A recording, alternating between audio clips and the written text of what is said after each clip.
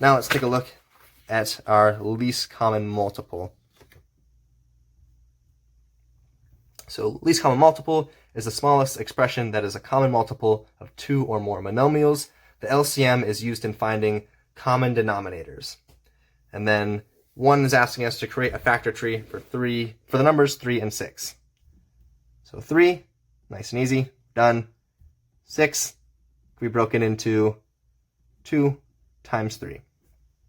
And then number 2 is asking us to find the least common multiple of the following sets of numbers. We have 3 and 6. Well, we just broke 3 and 6 down into their factors.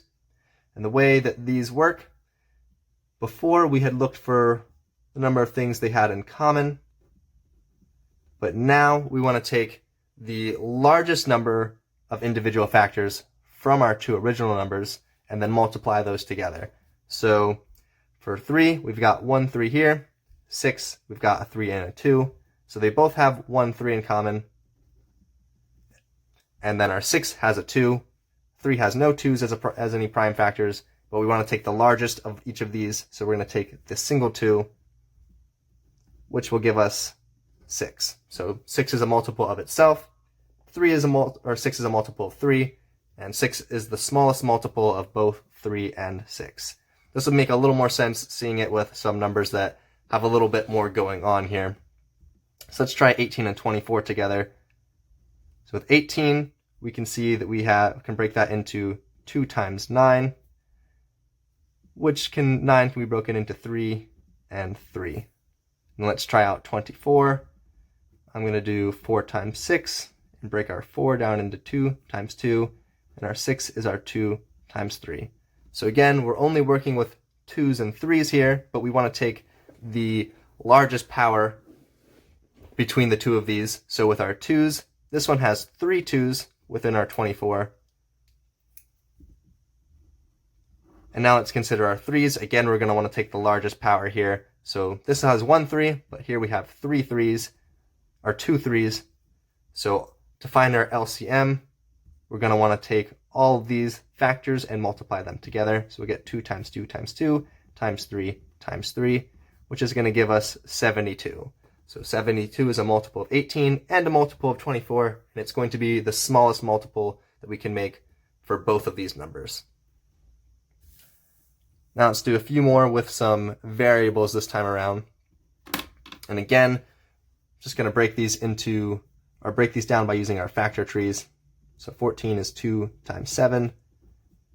27x squared, you can say, is 27x squared times x squared, which will give us 3 times 9, 3 and 3, and then x times x.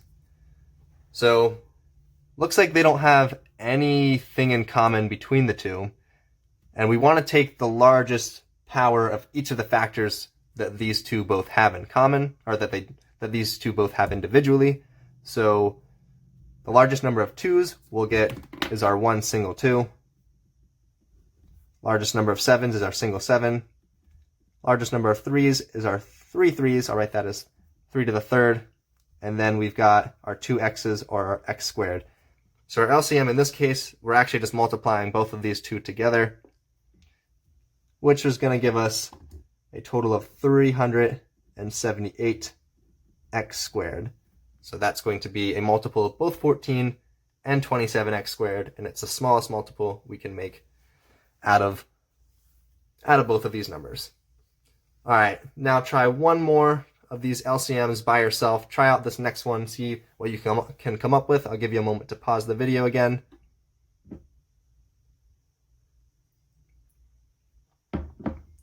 All right, same idea here. We're going to want to break these down using our factor trees. So I'm going to say that is equal to 21 times xy squared. 21 can be broken into 3 times 7. You can write this as x times y squared, and we'll break that y down, y squared, into y times y. Over here, we'll do 28y squared, which we can say is 28 times y squared, or 2 times 14, and 2 times 7. Then our y squared, we'll get y times y. So now, again, we're going to want to just take the largest number of each of these factors from our two numbers. So let's see, we've got 1, 3 from our 21. Let's compare our 7s. We've got 1 7 in both of them, so the largest number of 7s we get is just one single 7. We've got one x over here, no x's over here, so most x's we get is just that one x. And then we've got, for y's, they both have a y squared again, so we can just take our y squared right like that. And it looks like I skipped our 2's. I'm going to write that out in the front again. So this has no 2's. This has 2 2's. So the most 2's that we have is our 2 squared here. Now again, we're just going to multiply all of these together and see what we get for the least common multiple, which is going to give us 84xy squared, which is again multiple of both of these numbers, and this is the smallest one we can make out of their prime factors. Okay, now find the least common multiple of 8 and 9. Decide which of the following is the least common multiple and a correct description of what the value represents. Well, I can use my factor tree again and say 8 is equal to 2 times 2 times 2. 9 is equal to 3 times 3. So this one's really nice and simple. They don't have anything in common, so we can just simply say we'll get 2 to the third times 3 squared, which is 72. So when the numbers have no factors in common, we could just multiply our two original numbers together, our 8 and our 9, which 8 times 9, that's our 72.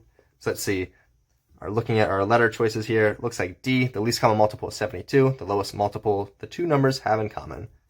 D is our correct choice.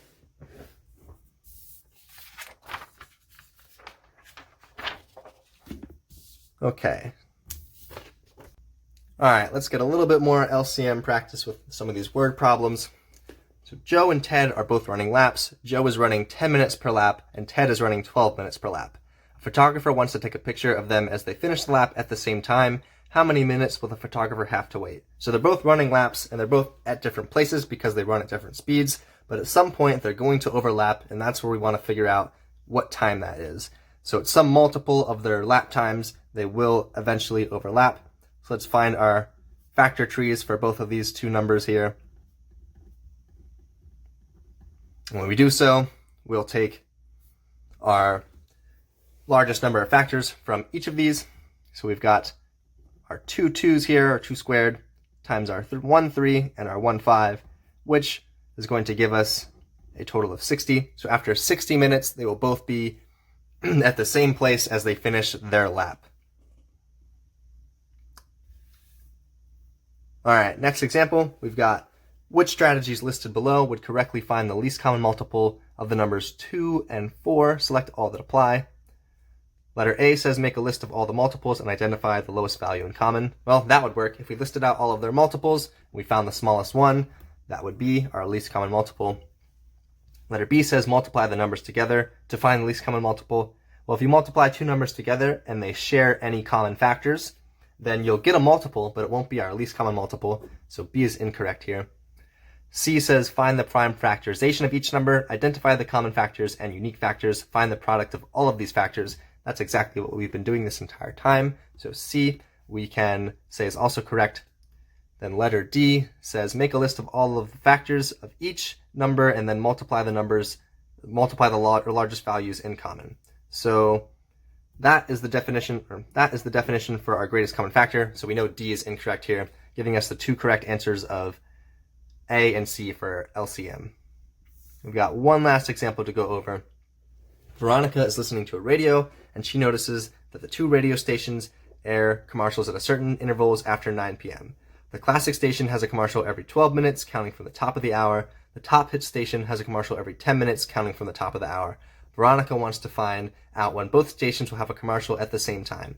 So starting at 9 p.m., they both start airing commercials in our 10 and 12 minute intervals, which conveniently was the same two numbers of Joe and Ted's lap time. So we know that they have a least common multiple after 60 minutes. So after 60 minutes, they're both going to play a commercial at the same time, which means they'll both play that commercial 1 hour after 9 p.m., which we can say is 10 p.m. So right immediately, we can say letter B is true. But I skipped over letter A. So letter A says both stations will air a commercial at 9:22 p.m. Well, that's just the sum of these two commercial times, which isn't going to give us a multiple of either of them. So at 9:22, in fact, neither of them are playing a commercial here. So A is false.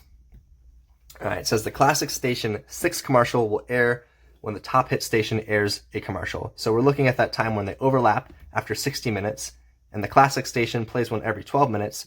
So after 60 minutes, we're going to see what number commercial the classic station is on by dividing out those 12-minute intervals. 60 divided by 12 gets us 5. So the classic station's 5th commercial is the one that will air at the same time as the top hits, making C false and D true. Similarly, we're looking at the top hit station. Well, the top hits, they play theirs every 10 minutes. So after 60 divided by 10, that would be their 6th commercial at that 10 p.m. time slot. So the top hit station will play their 6th commercial here, making E true and F false. It won't be their 5th one, it will be their 6th. All right, that wraps it up.